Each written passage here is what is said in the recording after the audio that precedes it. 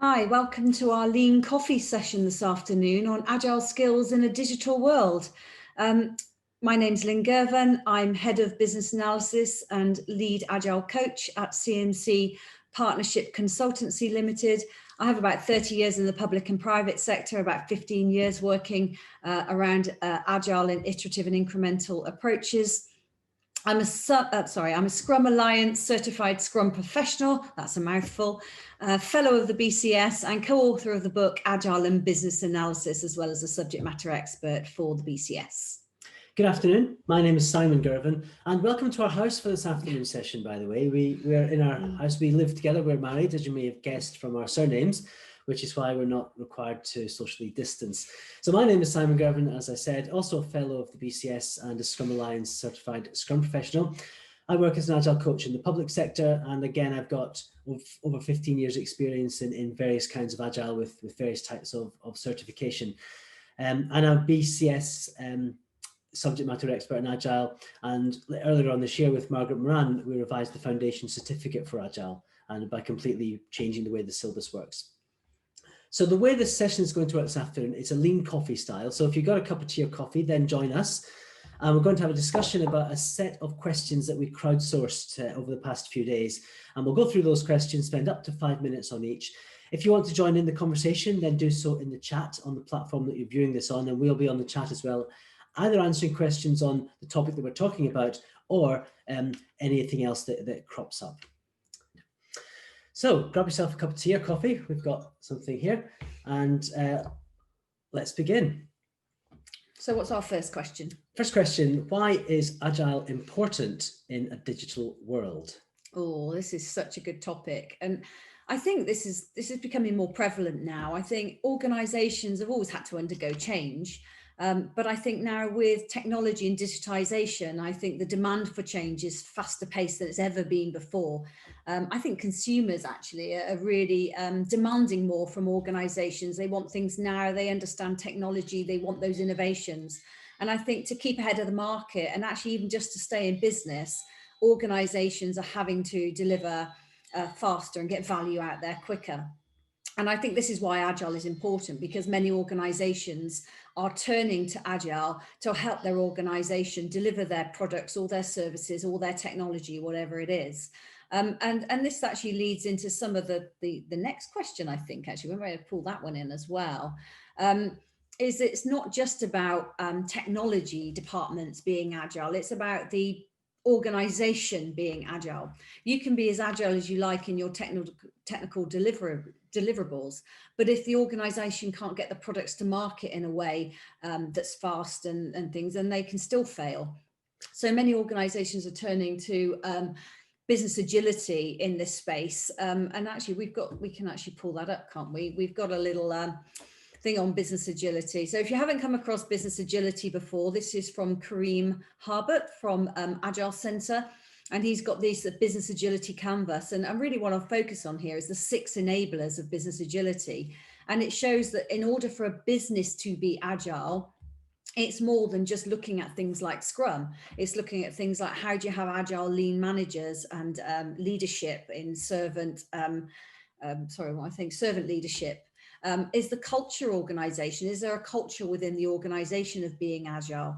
Are the people engaged and can they work in an Agile way? Governance and funding is something that always, are your budgets Agile, your budget life cycles Agile? And also do the structures of the organization, internal structures and your policies enable agility. And lastly, ways of working. And I think many organizations focus on the ways of working and not the other 5 things.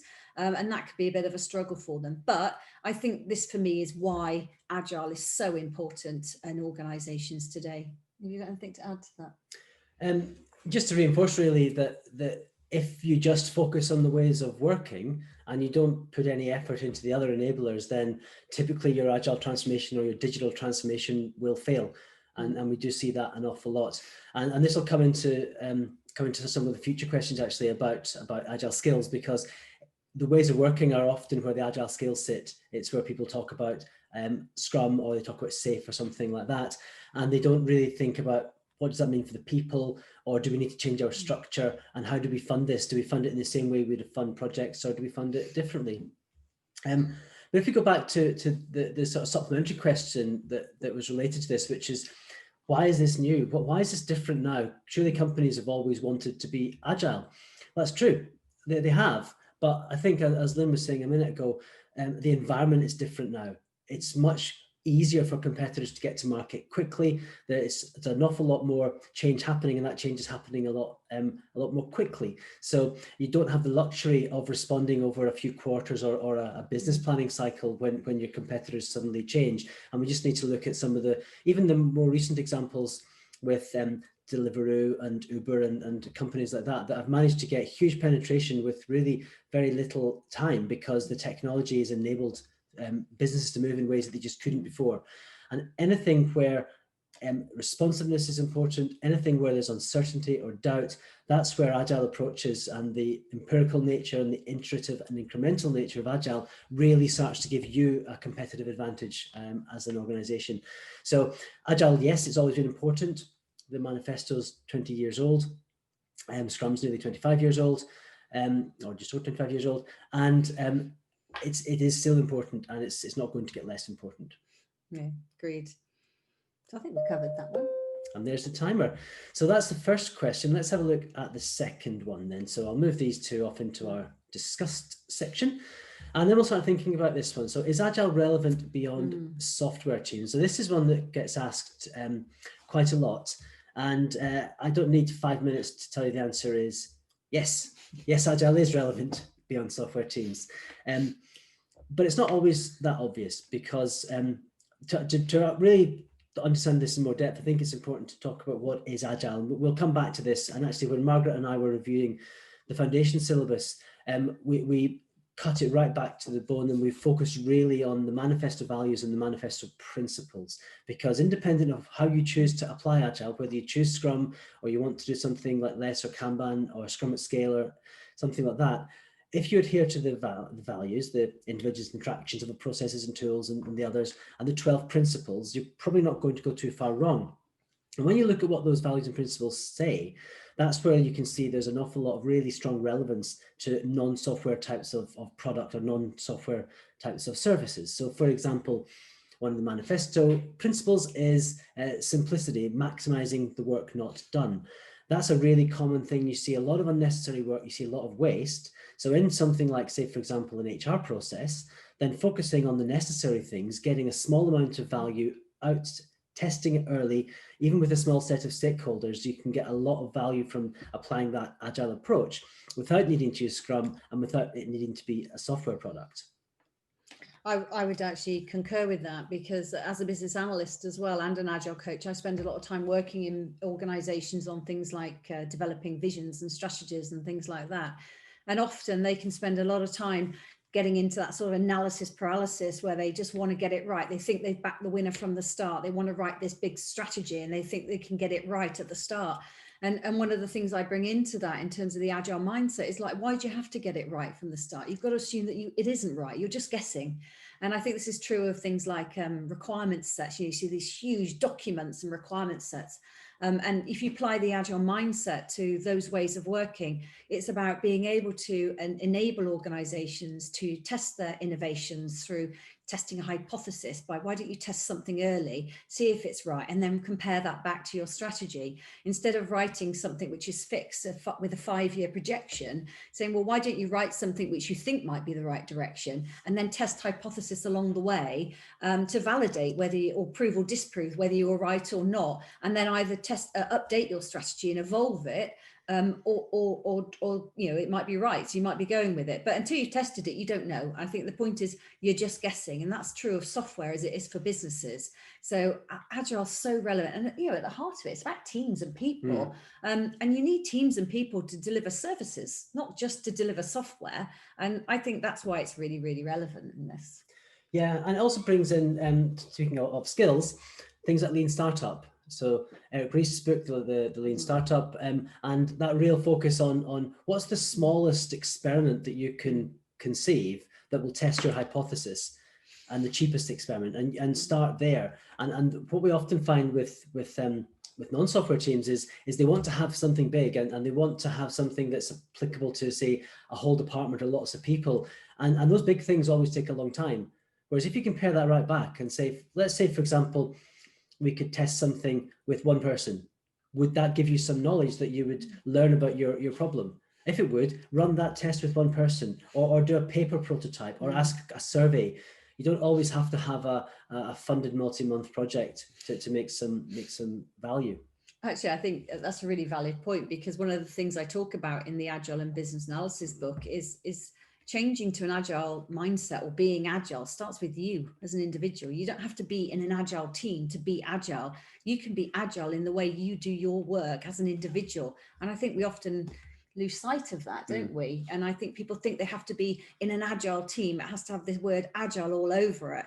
I'm Agile regardless of where I'm working. I don't need to be in an Agile team. I'm Agile in the way that I adapt, and the practices and the things like servant leadership and all of those things that I bring into the fore, you know, that maximizing the amount of work not done, so you don't end up with these huge backlogs that you know, those sorts of things. And applying that, people don't need Agile thrown all over it, do they, to be Agile? And I think we lose sight of that sometimes with some of the processes.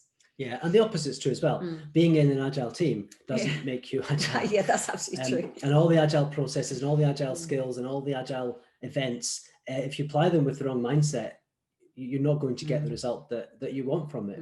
So very much so, a long answer to the real answer, which is yes, Agile is relevant beyond software teams. We've done quite a lot of work on that. Let's move on to the next one. So this is a seminar on Agile skills. So let's think about those Agile skills. What are the most important Agile skills? Well, I don't think we should be focusing on Agile skills at all, really. And I think we were just alluded to that. I think this is more about mindset. And I think if you look at Agile, and if you look at the Agile manifesto and you look at the values and the principles, you can sort of break it down into three main areas. There's the Agile mindset, which constitutes the Agile values and principles. And really, that's the most important thing within Agile. And then there are Agile methods and frameworks and approaches, and they help you adhere to the Agile values and principles. And then on top of that, there are Agile techniques. And again, those Agile techniques are often, you know, within the frameworks and help you adhere to the Agile mindset, which is the values and principles. Unfortunately, I think people put too much focus on Agile skills and Agile techniques. And I've run training courses where people have said, well, we're Agile because we do daily stand-ups. We're Agile because we use user stories. But they're using user stories in a waterfall way. They're using stand-ups, but they're not Agile in their approach. They're not Agile in their mindset. So I think absolutely critical that we actually focus on mindset and let people understand what mindset's all about. And I know that's something that we look at in the BCS syllabus, which is the Agile BA syllabus, and other syllabuses too, Simon. Yeah, and like I said before, when we looked at the foundation certificate syllabus, that was the most important thing. We needed to focus it on the mindset and those core values, you know, the individuals and interactions over processes and tools, working software over comprehensive documentation. And actually the whole software thing, you know, it's mentioned in the manifesto, and I quite like to keep it there because that's what it still says if you look at the website today. But it's not just software, and it's about the value getting to your customers is what the working part means. I think the other thing with skills is skills are relatively easy to describe and relatively easy to learn. You can go on a training course. Mindset is not an easy thing to change, especially when it's the product of years of conditioning and years of working. And if we look at how we travel through education, it's all about the kind of non-Agile mindset. It's always about building up to something. There's an awful lot of individual work, not so much collaboration. There's a lot of there is an exact answer. You know it is theoretically possible to get 100% in an A level. Now, life's not like that. We talked earlier about the environment changing. We talk about the VUCA environment, so volatility, uncertainty, complexity, and ambiguity, all on the increase. And that means that for far less of the work that we're undertaking, there's a definite certain right answer. And that's where the mindset becomes really important, because that's quite a difficult concept to accept that I might not know the right answer. I might need to make some progress without knowing all the variables, without having all the answers, because that's not what we're used to. And it's not what we're taught in universities. It's not what we're taught in MBAs. It's not what we're taught in schools. So the mindset is quite a difficult thing to just switch. It's people though, isn't it, really? And I think that's, you know, at the end of the day, mindset and behaviors, and we didn't mention the word behaviors, because the mindset is trying to help people behave in a different way, and that's not always easy to do, because that requires you to think differently. One of the things I always say actually is that people make projects fail. You can have the best technology in the world, but projects often fail because of people, and I think this is what the heart of Agile is about. It's about people and skills, and the values and the principles really bring that out. You know, people over, you know, it's all about people and customers. I think some of the other things that really get into the way of skills is things like some of the tooling forces you down a path, doesn't it? I don't know if we can mention tools, can we, specifically? But there are certain tools out there that do force you down a particular path, you know, in terms of managing, let's say, you know, issues or tickets or tasks or your requirements and things like that. It's very easy to be led by a tool. Because there's a field, you feel you ought to fill it in. And we see that a lot. You know, the tool Lynda's alluding to, obviously, if you've worked in IT teams, it's Jira. And there's a lot of information you can choose to put in a story or an issue. And you don't have to write them all down. You can just put the title and that might be enough. But because we're conditioned to want to be completing things and having things correct, we are inclined to want to finish it. Yeah, it also even dictates to you whether it's an epic or a feature and what the traceability is between those. But it enforces traceability, and I don't think that's right for Agile projects either, really. Yeah, so. we don't have long enough to talk about all the part of that one, I think. All the deficiencies in tools. So just to tie that one up, you know, I think the most important thing is that skills are less important than mindset. And with the right mindset, you can cope with not having the right skills. With the right skills, if you haven't got the right mindset, they're not useful. Being agile, not doing agile. Indeed. So this is quite closely related, this next topic. It's about specialists. So this is an interesting one. So how do specialists fit into agile teams? So I'd like to start this one by thinking about, in an ideal world, if we had the choice, what would we make our agile team be comprised of? And in an ideal world, what you would probably want is everybody in the team able to do all the tasks required to deliver the value to the customer. You'd want the people in the team to have all the right authorities and information and approvals and so on, so that the team had everything it needed to deliver value to the customer. In an ideal world, that ideal world team probably doesn't have specialists. It will have people who are expert in certain things, people who are really great at, for example, business analysis or architecture or testing, but they probably aren't just able to do that. And that's not their main skill. And it's not what they really want to do 40 hours a week. So in an ideal world, and Scrum would say the development team is the development team, there are no specialists. But in reality, most organizations come to Agile from an approach that does have specialists. Either you've got a very kind of handoff focused approach where the BAs hand the requirements to the developers, who hand the code to the testers, who hand it back. So you've got people in roles, and you've got people who are specialists, and you've got people that have built a career on being a specialist. And there's also the kind of problem that you really need somebody with 10 years experience of testing or architecture or business analysis or whatever your specialism is to really understand and see through that problem, especially if it's very complicated where there is a right answer, but you really need a lot of experience to get there. So there's real value in specialists for that kind of problem. But lots of companies and lots of teams don't have problems that are that complex. So ideally, we want people to be able to do all the work of the team. And the real problem with not having that is where it becomes very hard to properly get the value out of your team. If I've got a tester who tests all the time, then are they busy doing the right testing? How do we apply that simplicity principle? We're maximizing the work not done, because we're quite good at trying to keep people being busy. So this notion of a generalizing specialist or a T-shaped professional becomes really important, where I've got some skills that I'm really good at, I might really prefer, I might be much more expert in, but I'm also able to do a range of other things, so that when the team gets together to deliver the most valuable story, they're all able to work together on that one thing to get it to the customer quickly. I think there's another point I quite like to make here as well. I think people assume that development team means a team of people that develop code, therefore they're coders. And there's also a bit of a stigma around that, because and I've been on the receiving end of this. We don't want our developers to waste their time doing analysis. Well, and so my answer to that is, so you want them to waste their time coding something that the customer doesn't want, and I think, so I think there's a bit of a stigma around this. I also think that as Simon said, there is room for specialists and we do need them. And sometimes you can't dedicate them within one team, especially if you've got multiple products, you're working in a large organization, multiple products, which combined might deliver the business outcomes or the business change or the transformation that the business is looking for. There are obviously going to end up to be some dependencies. I know we don't want dependencies between teams, but there are often business dependencies, not technical dependencies, and that's different. And therefore we might need, and I often get the question asked all the time, why do we need BAs in development teams?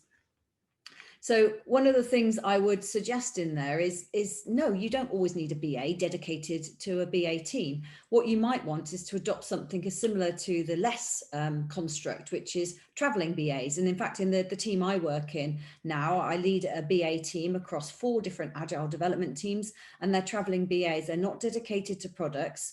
We have feature teams anyway. We don't have product teams, but the BAs are not dedicated to the development teams. And also we need the BAs to understand and help the business change, not just understand the requirements. So there's a whole set of things, but the BA needs to be the person that helps the developers have the communication. They shouldn't step in the way of the development team having those conversations. They should facilitate that conversation. And I think that would be true of all the specialists, not just business analysts, don't you think? Yeah, I think the other thing to be careful of is letting the team abdicate responsibility for elements of the solution. So as soon as you've got somebody whose job it is to do, say, the requirements or the testing or the security accreditation or whatever it is, then it's not the team's responsibility. And that's where you get problems and you get blame happening and you get some dysfunctions of teams. But yes, so I think there's a balance. In reality, we'll have lots of specialists. Ideally, we'd have fewer. I'd agree. Okay, what's the next one? We've still got a few left. Still got a few left. We got 8 minutes or so. So where does management and leadership fit in? So this is this is a half an hour talk in itself. Do you want to start on this one then? This is a difficult one, because one of the we've always had things like project managers, and we were talking earlier about people's roles and people that are not being agile but doing agile, and what you see is people trying to micromanage when they don't. And management, the term management, there isn't really a place for that in agile. It should all be about leadership and empowering. And so is there, where does management fit? I think management is leadership in agile context. I think, go on. Well, I think in a good agile team, there's no need for management. Yeah. There's always a need for leadership.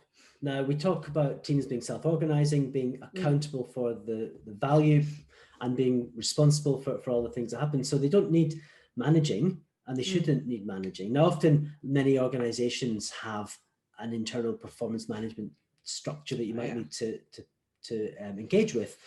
But management has got far less of a role, because it's quite an outdated concept. And the notion that people are lazy, they need whipped to make sure they do what they need, and you need to watch them, otherwise they'll take advantage. That's not really true, and it's not been true for decades, really. And for the most part, most people come to work to try to do the best job they can, and especially if they're motivated and they're empowered. And where management in the classic sense comes in is in how do we make sure those people are empowered and aligned to the right thing.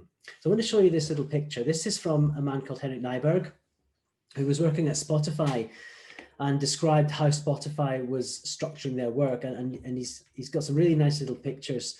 And this is one which talks about the balance between autonomy and alignment. So we talk about autonomous teams, and that's great. A team is empowered to choose what it does. It's got agency over its actions. Wonderful. Now, the problem is if we've got high autonomy, but we haven't got high alignment, then how does the team know what to do? Are they picking their own work? How do they know that work is the highest priority for the customer or for the organization? So in this example, the boss is saying, I hope somebody's working on the river problem and the team's all having a great time, doing whatever they want. Sure, yeah, that's the role of the product owner, isn't it? Well, it is, yeah, but it's also around the people around the product owner.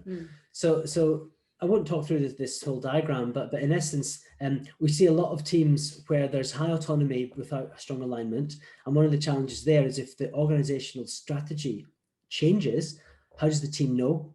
Maybe they don't want to cross the river anymore. They now want to cross the motorway, but the team still is thinking about rivers, so it hasn't noticed it's changed.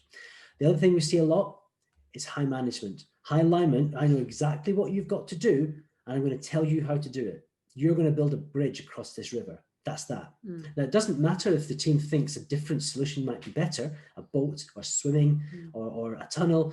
They haven't got any chance to do that. And that's not a nice place to be. So we see a lot of teams quite well micromanaged. And again, you get that through product ownership. Sometimes if they've got very specific stories and you get that where teams, especially in a scaled approach, are told what work to do.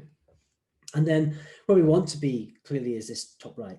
And that's the job of a leader, is to help align the team with the right organizational priority and give them sufficient room to be autonomous about how they deliver that problem. So you're saying we need to cross the river. I don't mind how you do it. Off you go. And actually in this example, I'd like to know why you want to cross the river.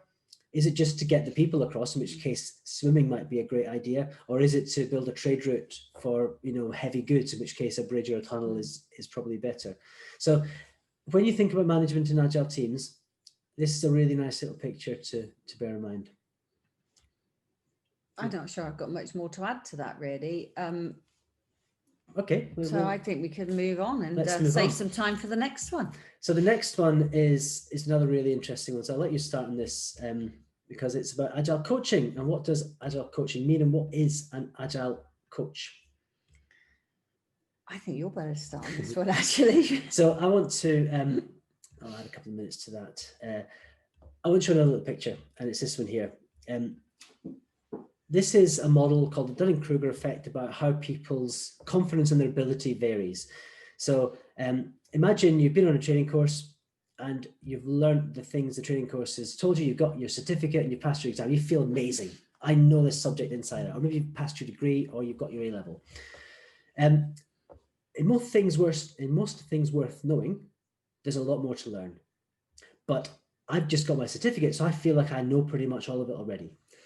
And once I go beyond that and I start to realize there's all these things I don't know, I can quite quickly end up in this valley of despair or zone of despondency, I like. Yeah, an imposter syndrome. And I don't know what to do. I don't know how I can get better, because probably there's not a training course that takes me from being a very good developer or C++ coder or a BA to an expert one. That's not just a course you sign up to.